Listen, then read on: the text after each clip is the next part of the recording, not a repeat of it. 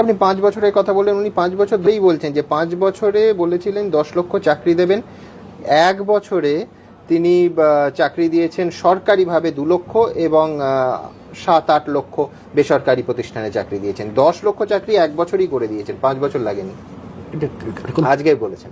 আমরা বলেছিলাম 5 বছরে 10 লাখ লোকের চাকরি দেবো, তো 1-1.5 বছরে তো প্রায় 2-2.5 আমি করিয়ে দিচ্ছি সরকারে, এবং প্রাইভেটেও প্রায় 7-8 লাখ হয়ে গেছে।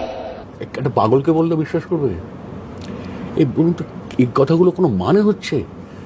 8 লাখ 10 লাখ সবাই সেই প্রাতের বমি হয় না হয় না, জানতে পারো না, কেউ জানতে পারছে না যে চাকরি হয়েছে।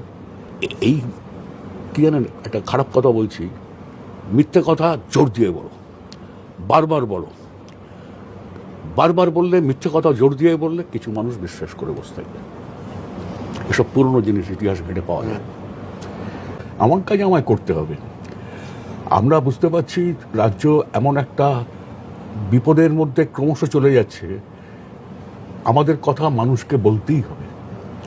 কি হচ্ছে রাজ্যের কৃষি ব্যবস্থা, এই আত্মহত্যাটাই কি আস্তে আস্তে পশ্চিমবাংলার চরিত্র হয়ে যাবে? ছিল না তো আগে।